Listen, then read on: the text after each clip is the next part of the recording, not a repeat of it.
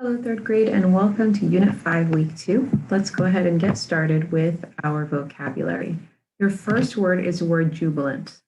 A jubilant person is very happy, probably about winning something. So it's that excitement and that rush that you feel when you just won something or you just achieved a big goal.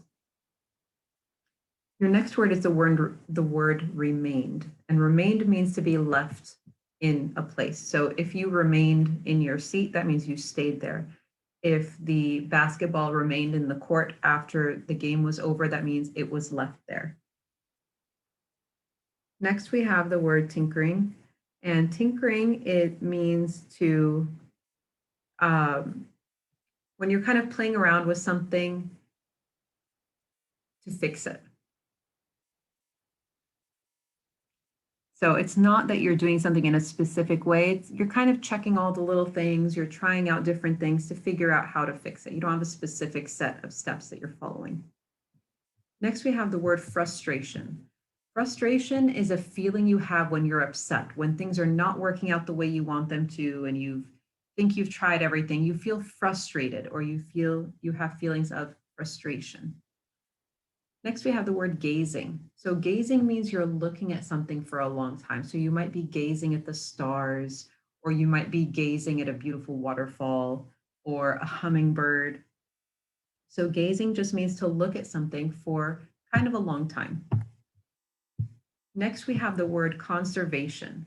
So conservation is taking care of natural resources and using them sparingly. What does that mean? That means you're not being wasteful with them. You're not, leaving the water running on high the whole time. When you're conserving water, that means you have the water on low. You're using just enough of whatever it is that you need, and you're not using any more than that. So the opposite of conservation is when people are being very wasteful, like they use way too much of something in a way that they don't need. And our last word is the word recycle. Now, the official meaning of recycle means to put a used object or material through a special process so that it can be used again. But the simple meaning of recycle means to use something again in a different way. So if you have a container that you bought some snacks in and you finish all the snacks, you can clean out the container and then maybe use it to store some toys in it. You've recycled it, right? You found a new use for it. You found a new use for basically something that was old or something that was already used. Let's take a look at our spelling words for this week. Now, our spelling words are going to be focused on inflectional endings. So what are inflectional endings? We've touched on these before, but inflectional endings are when you're adding an ed, an ing, an s, or an es to the end of a word. So let me add es over here. So anytime you're adding one of those, you are adding what we call an inflectional ending to your word. Now, so we're going to go through several words that are kind of in groups. So inflectional endings on all of these different inflectional endings on a particular base word. So our first word is names, then named, and naming. Hopes, hoped, hoping. Dances, danced, dancing. Drops, dropped, dropping. Wraps, wrapped, and wrapping.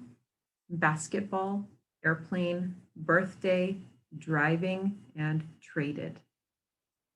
Now, there are things that you need to pay attention to in the spelling of these words when we're talking about inflectional endings.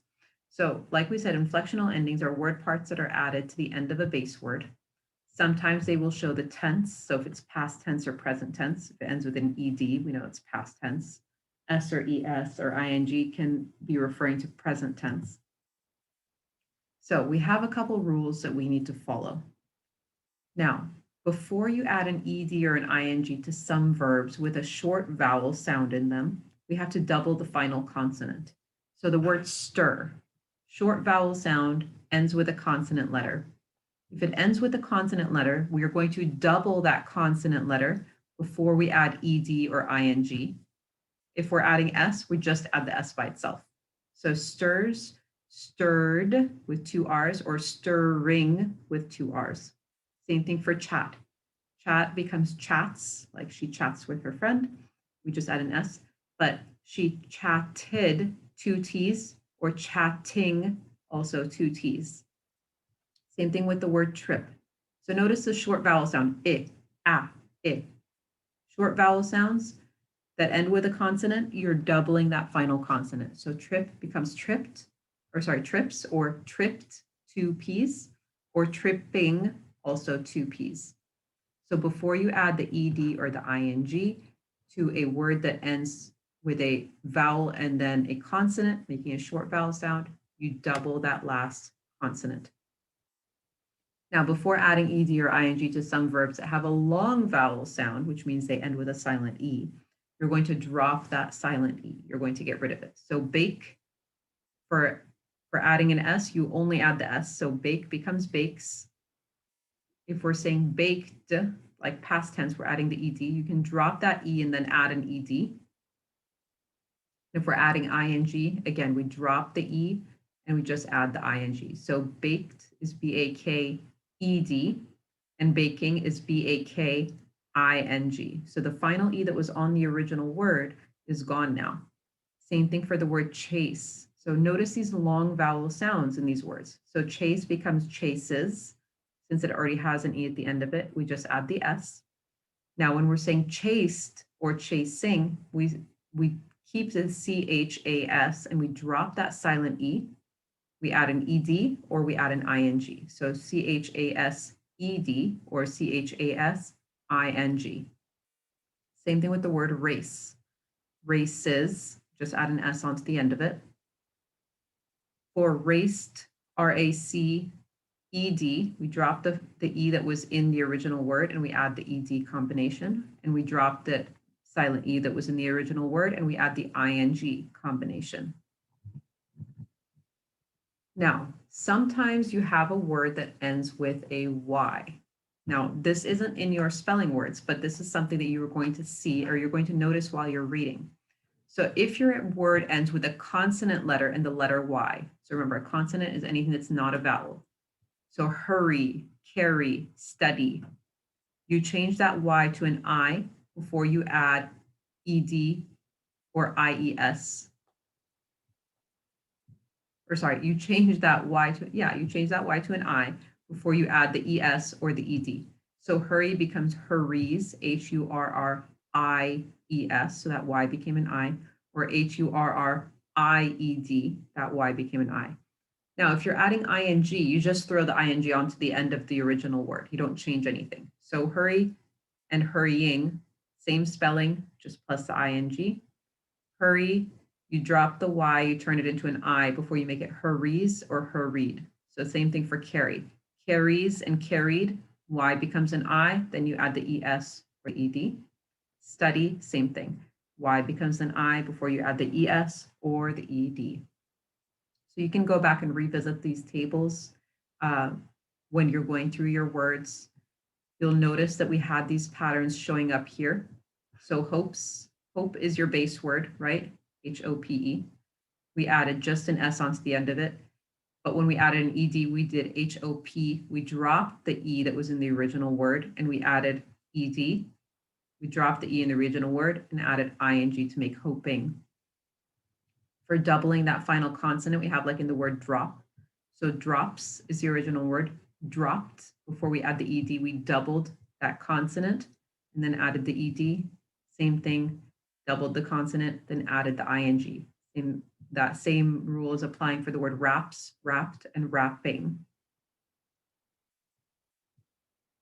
All right, moving on, we're going to be talking about homographs. Now, some of these are homographs, and some of them are what we call homonyms, and I'll explain the difference in a minute. But for the purpose of your assignment, we're going to just call them homographs. So homograph, the word homograph, is made up of two root words, homo, which means the same, and graph, which means writing, or in this case, spelling. So homographs are two or more words that have the same spelling, but they usually have different meanings and different pronunciations. Now, homonyms are the ones that have the same spelling and same pronunciation, but just different meanings. So those are multiple meaning words, but sometimes they're lumped in or they're grouped as homographs. So we're just going to call them homographs for now. So we're talking about words with the same spelling, usually a different way of saying it, and always different meanings. So the first word we have bow and bow. Both of those are spelled this way, B-O-W. So bow means to bend forward. It's a verb. It's a thing that you do, and it's spelled it's pronounced bow. So I tried to kind of write out the pronunciation for you. So bow. But a bow, B-O-W, is a pair of tied loops, like a bow tie, or if you're tying a bow on a gift. Next, we have the word that's spelled C-L-O-S-E. So this could be spelled close, something that's nearby, right? That's an adjective when you're describing something as being close to you. You pronounce it with an S sound at the end. But if you're reading it as close, like please close the door, which is the opposite of open, you pronounce it with a Z sound at the end, and that's a verb. That's a thing that you do. You have to close the door. Next, we have tear and tear. Tear means to rip something, like, right? Be careful not to tear your notebook. That's pronounced with a long A sound, tear. It's a verb. It's a thing that you do. But a tear is a drop, like drops of water that come from your eyes, like when you're crying, tears. That's pronounced with a long E sound. And that's a noun. So that's not a thing that you do. That's a noun. It's a thing. Next, we have live and live that are both spelled the same way, L-I-V-E. To live somewhere means you're a resident of that place, right? I live in San Diego. I live in Michigan. I live in New York. It has a short I sound, it, live. But live means something that is alive or living. That's an adjective. You're describing something like a live houseplant, right? It means your houseplant is still alive. That has a long I sound, and it's an adjective you use to describe things. Now, next we have the word desert or dessert. Now, not dessert like the sweet stuff that you eat after a dinner. To desert means to abandon or to leave. That means you're leaving before you were supposed to. So if someone is supposed to be guarding something and they deserted it, that means they left it behind, they abandoned it when they were not supposed to. Or a desert means a hot, dry region like the Sahara Desert. The pronunciation is different. So desert or desert. Next, we have can. Now, can is technically a homonym, but we're going to call it a homograph for the purposes of your assignment. So a can either be a metal container that's shaped like a cylinder, like a can of soup, or a can of beans, and that's a noun. Or can means to be able to something, to be able to do something. So that's a verb. I can walk to school. He can help his sister with her homework, and so on. Next, we have the word saw.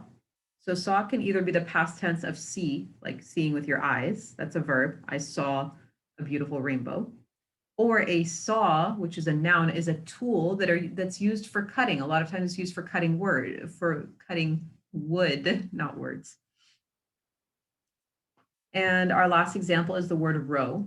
So a row can either be a noun where it's a number of things that are kind of in a straight line, like I saw a row of beautiful flowers. Or to row, which is a verb, means you're rowing a boat. You're using paddles or oars to push the water so that you can make a boat move. So you can see a lot of these have different pronunciation, different meanings, even though the spelling is always the same. And we're going to talk about some more pronouns. Now, we know that a pronoun is a word that takes the place of one or more nouns, and there are different kinds of pronouns.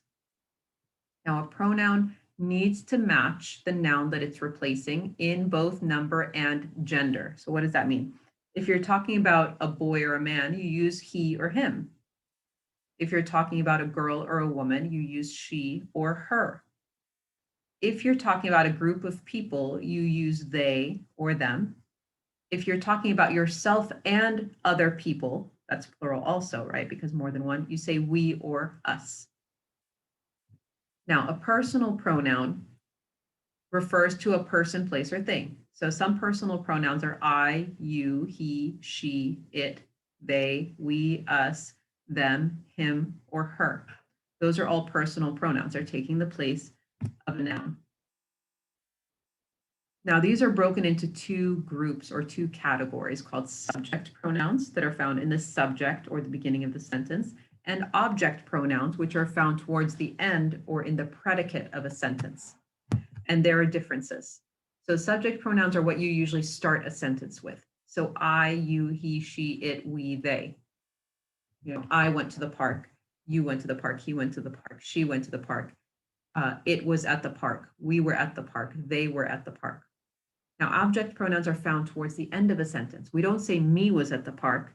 I can say she went to the park with me, or can I go to the park with you, or did you walk to the park with him, or did you run to the park with her?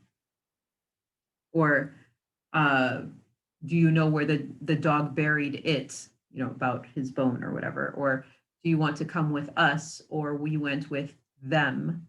So you can see that those come towards the end of a sentence.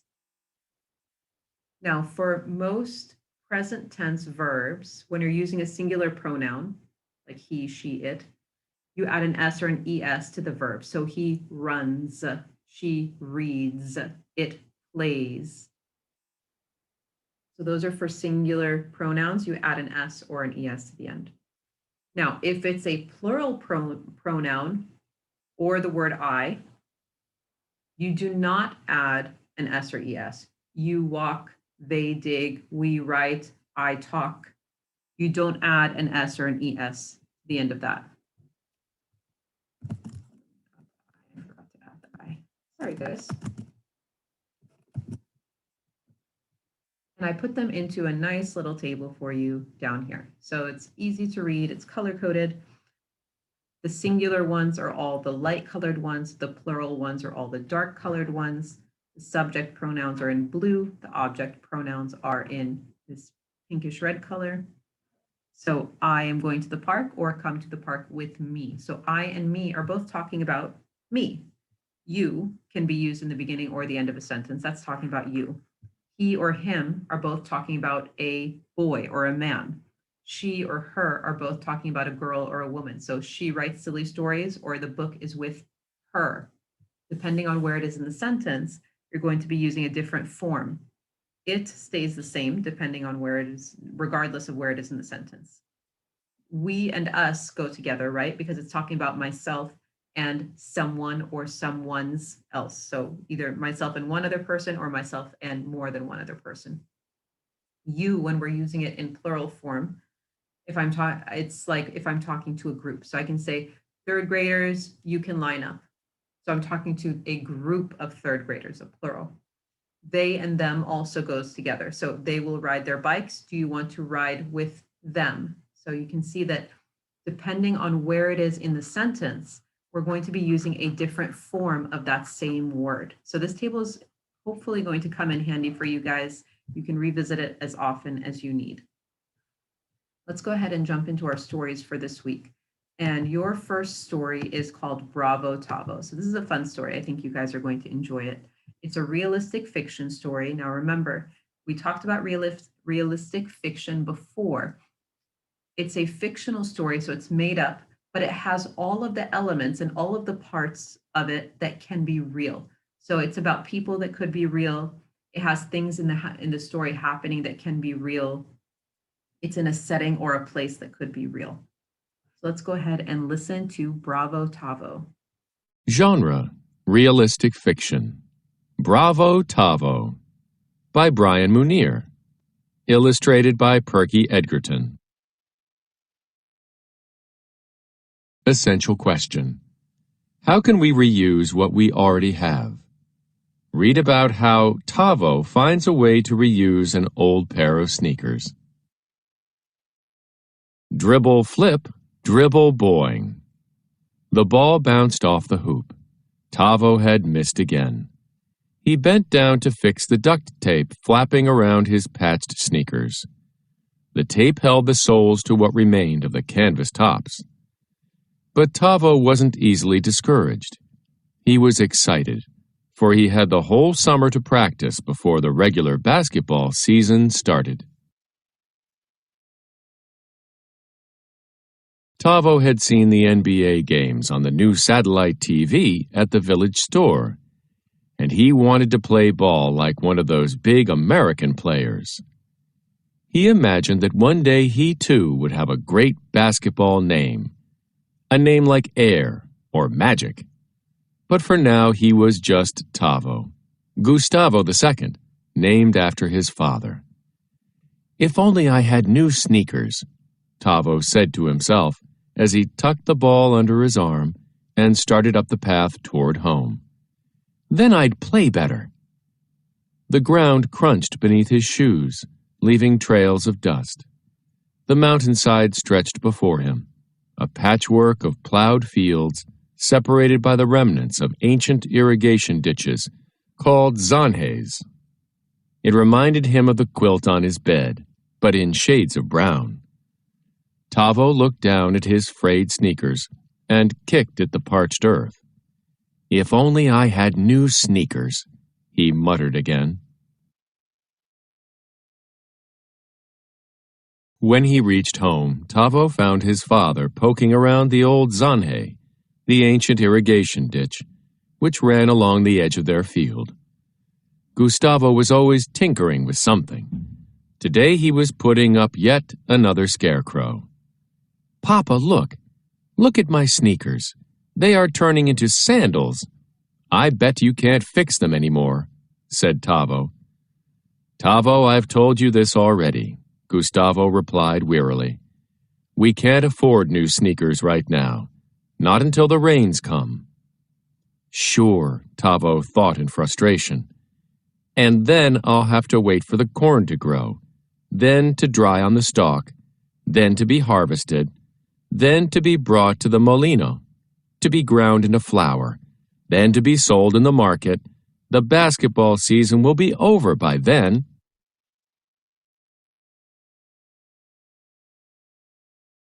Tavo looked up at the sky as some dark thunderclouds rumbled with the promise of rain. One cloud slipped through the peaks and drifted out over the valley. The two Gustavos watched silently as the cloud broke apart in the blazing sun, like a bursting piñata. "Hopeless," Gustavo said, throwing up his hands in exasperation.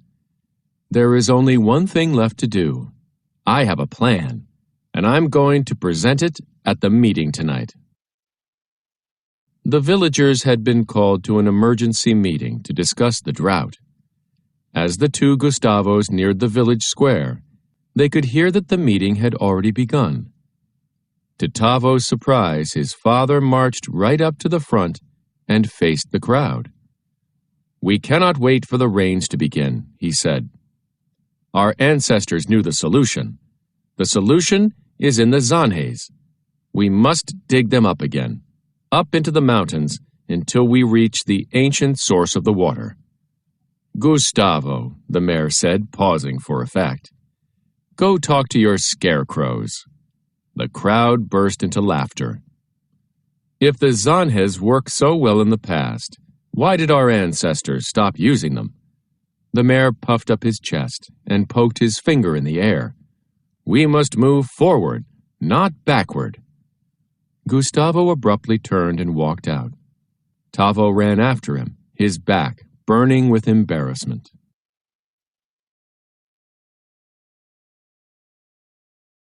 Early the next morning, Tavo awoke with a start. His father was shaking his shoulder. "Tavo, wake up." Tavo rubbed his eyes and protested. "It is still dark outside." "Get up, Tavo, we have a lot of work to do." "But Papa, I have practice today." Gustavo handed Tavo a shovel. "Son, basketball comes later."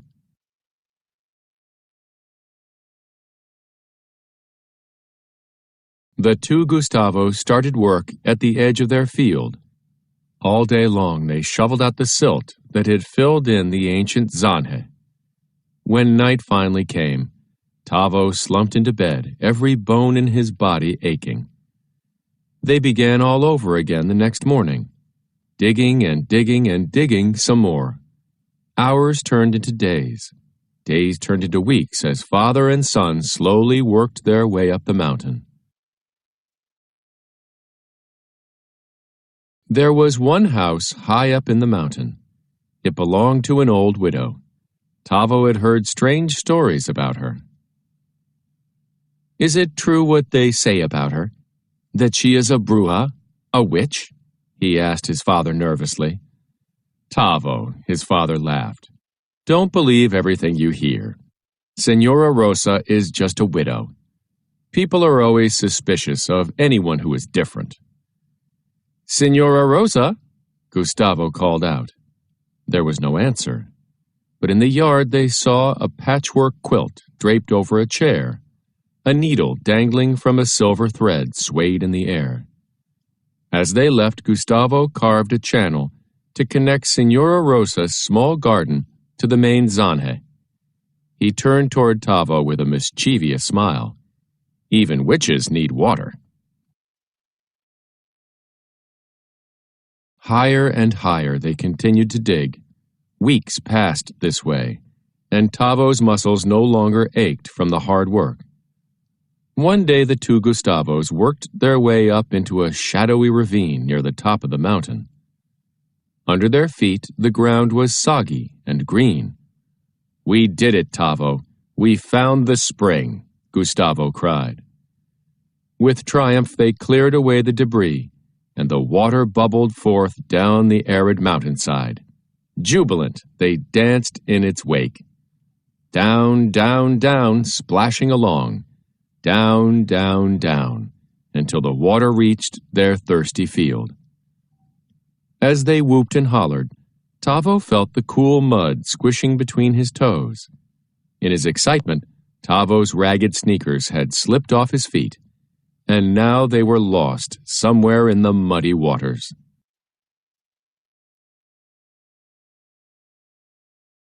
Without sneakers, Tavo could no longer practice with the team. Instead, he practiced his shots using an old barrel hoop that his father had nailed to a tree in their yard. Even so, Tavo continued to go down to the village to watch his teammates practice. But he often found himself gazing up at the mountainside, at the one patch of green in that blanket of brown, his father's field. "If I can see it, they can too. But why aren't people talking about this?" Tavo puzzled. And then it dawned on him. Maybe they were just too proud to admit that Gustavo's idea had been a good one. All of a sudden, Tavo had his own good idea.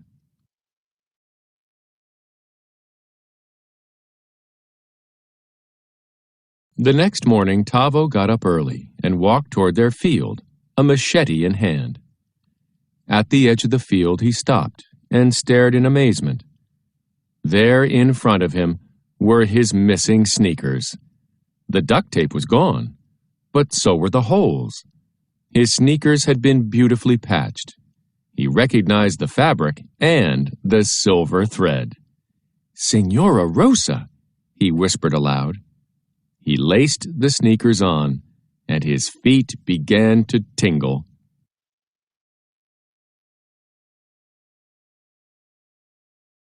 Tavo grabbed a cornstalk and cut it close to the ground. Then he raced down the mountain path, straight to the mayor's house.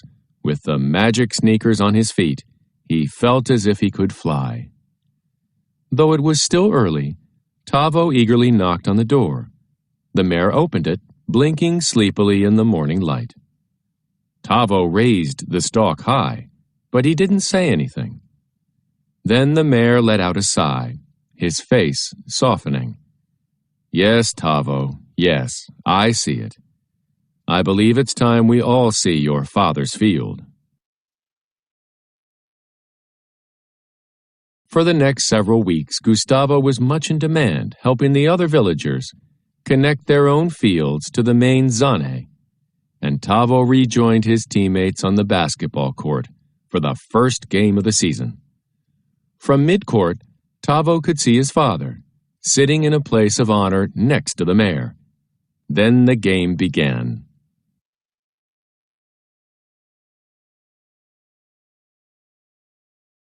And what a game it was!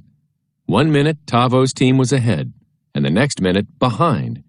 At the end, the game was tied. It went into overtime. Then the ball was in Tavo's hands. He planted himself and crouched. He felt the tingling sensation in his feet shoot upward through the muscles of his arms made so strong from shoveling. The ball soared toward the basket. Swoosh! The villagers went wild. "Tavo, Tavo! Bravo, Tavo!" they chanted in unison. And he liked the sound of it. Tavo was a great basketball name.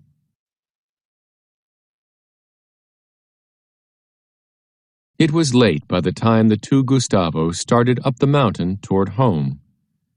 Gustavo looked over the moonlit fields high with corn. He stopped and put his hands on Tavo's shoulders. "Son, it's time for new sneakers. What do you think?" Tavo wriggled his toes. They still tingled with magic energy. "No, Papa. These will do." Stop and check. Reread. Why doesn't Tavo want new shoes at the end of the story? Reread pages 408 and 409 to find the answer.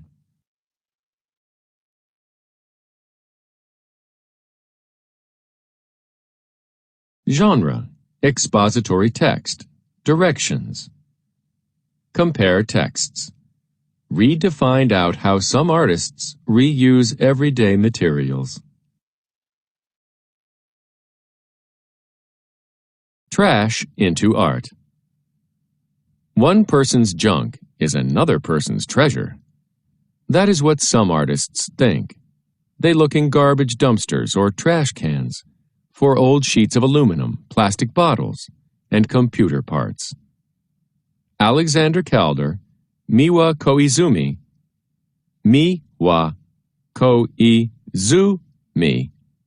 and Marion C. Martinez are artists who have transformed junk into fantastic works of art.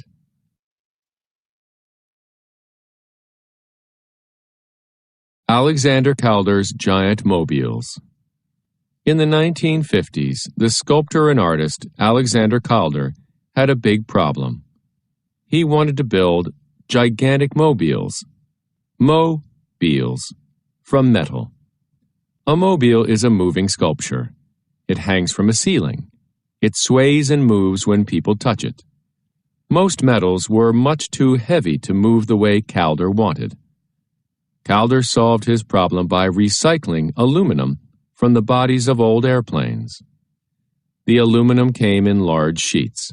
It was easy to cut into interesting shapes, and it was light enough to move quickly. Calder reused the old metal to create his huge moving sculptures. Make your own mobile. Be an artist. Recycle some old materials to make a mobile.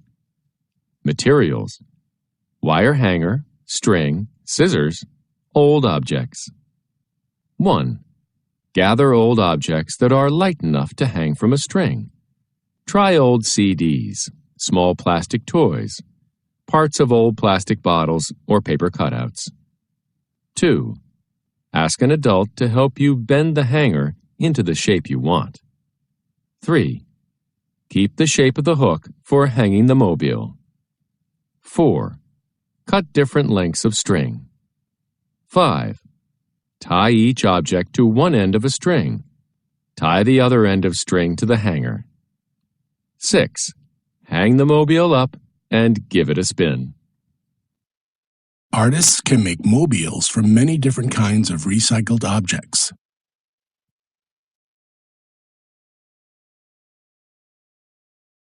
Miwa Koizumi's Sea Creatures. When artist Miwa Koizumi came to New York City, she saw empty plastic bottles everywhere. Plastic bottles overflowed from trash cans.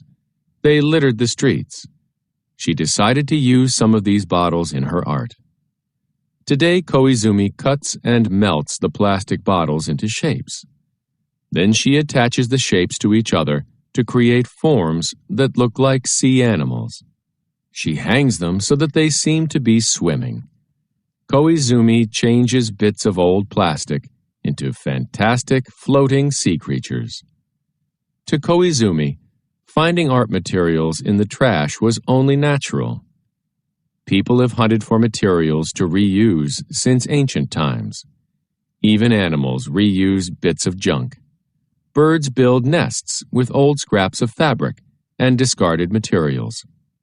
Why shouldn't artists search around outside for art materials? Miwa Koizumi makes sculptures like these from old plastic bottles.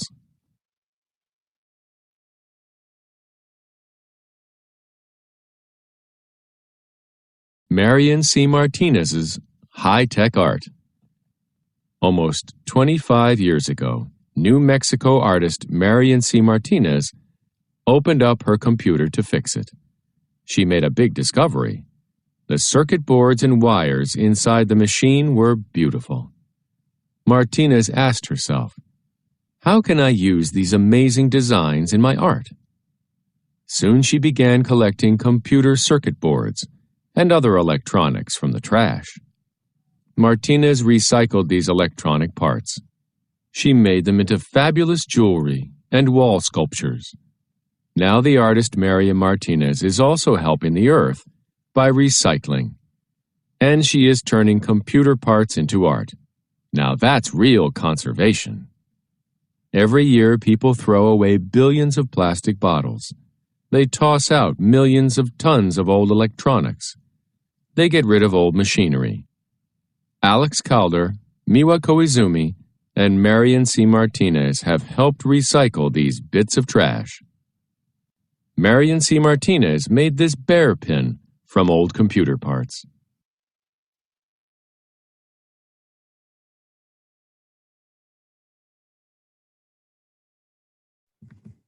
All right, that takes us to the end of our stories in our literature anthology. Let's go ahead and take a look at our reading and writing workshop. This story is called The New Hoop, and this one is also realistic fiction. Genre: realistic fiction. The New Hoop.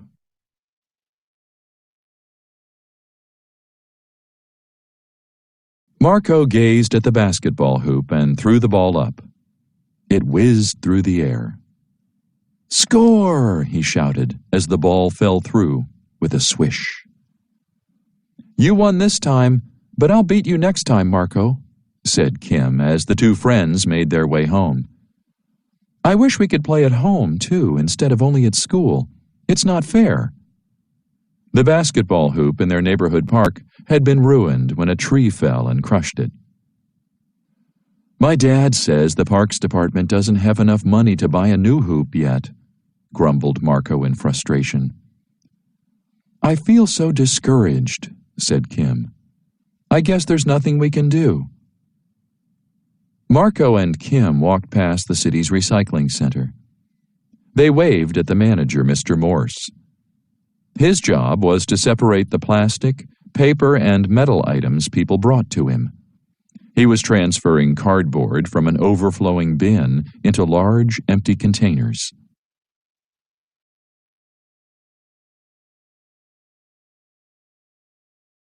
Marco stared at all the old stuff. "That gives me an idea," he said. "Mr. Morse, do you have anything we could reuse to make a basketball hoop?" Mr. Morse picked up a plastic laundry basket. "We were going to recycle this basket, but I think it's reusable." "It looks useless, old, and cracked," said Kim. "No, it could be useful," said Marco. "We can cut off the bottom to make a fine hoop, and then an adult can help us attach it to a post."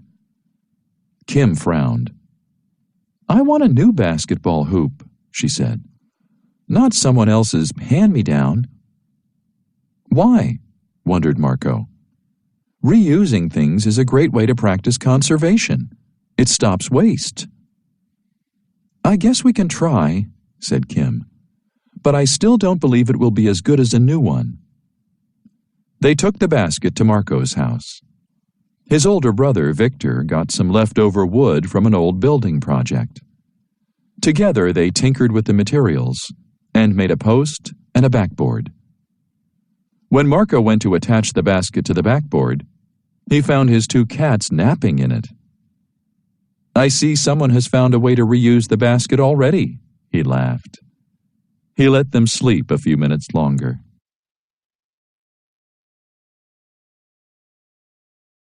When all the parts were ready, there was only one thing remaining to do. Marco, Kim, and Victor took everything to the park. Kim helped dig the hole for the post, but she was still unsure. Next, Marco helped Victor ease the backboard and basket carefully into the hole. "It looks better than I thought it would," said Kim. "Here's the real test," grinned Marco. He tossed her the basketball. Kim bounced the ball, aimed, and shot a perfect basket. She was jubilant. "Wow, I was wrong," she said. "This recycled basketball hoop is really great. Now we can play whenever we want." "Yes, and I can beat you whenever I want," grinned Marco. "Oh, no you can't," laughed Kim. The two friends played basketball until dinner time.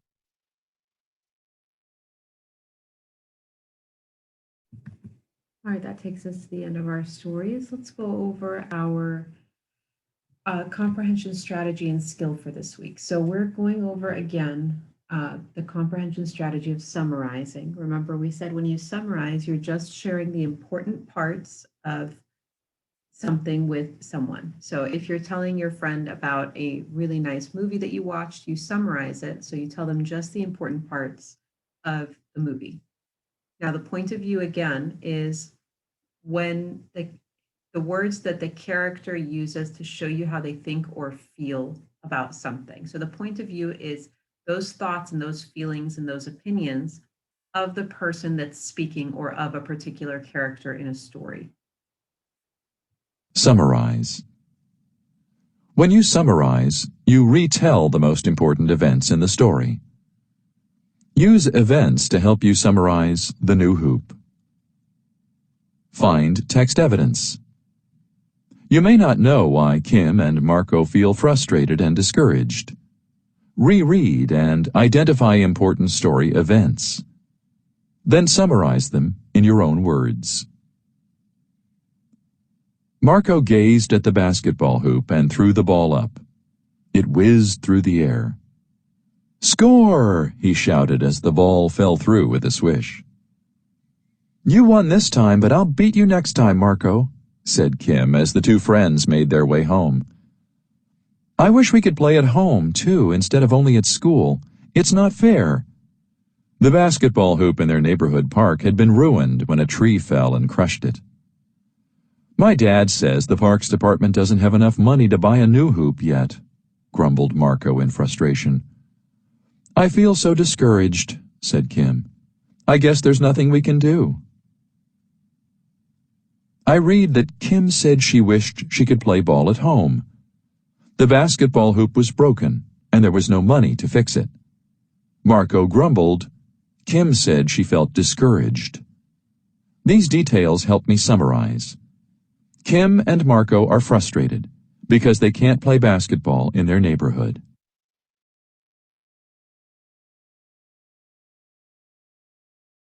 Point of view. Point of view is what a character thinks about other characters or events in a story. Look at Marco's actions and words to figure out his point of view. Find text evidence. What does Marco think about reusing recycled things? I can reread what he does and says. These details will help me figure out his point of view. Graphic organizer. Details. Marco asks Mr. Morse if he has anything they could reuse to make a basketball hoop.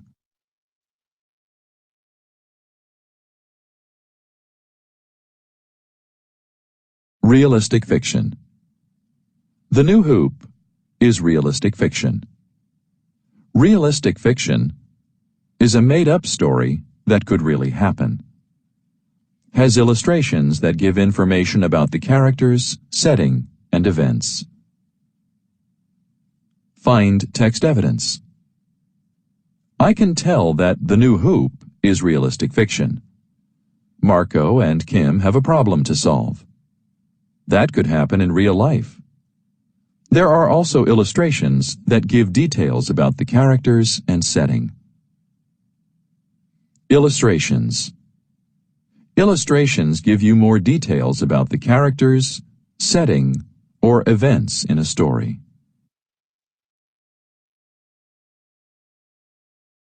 Homographs. Homographs are words that are spelled the same but have different meanings. They are sometimes pronounced differently. Use nearby words as clues to help you figure out the meaning of a homograph. Find text evidence. On page 349 in The New Hoop, I see the word can. I know can means to be able to or a metal container. I will reread sentences from the story to figure out which meaning fits. In this sentence, can means to be able to. I feel so discouraged, said Kim. I guess there's nothing we can do.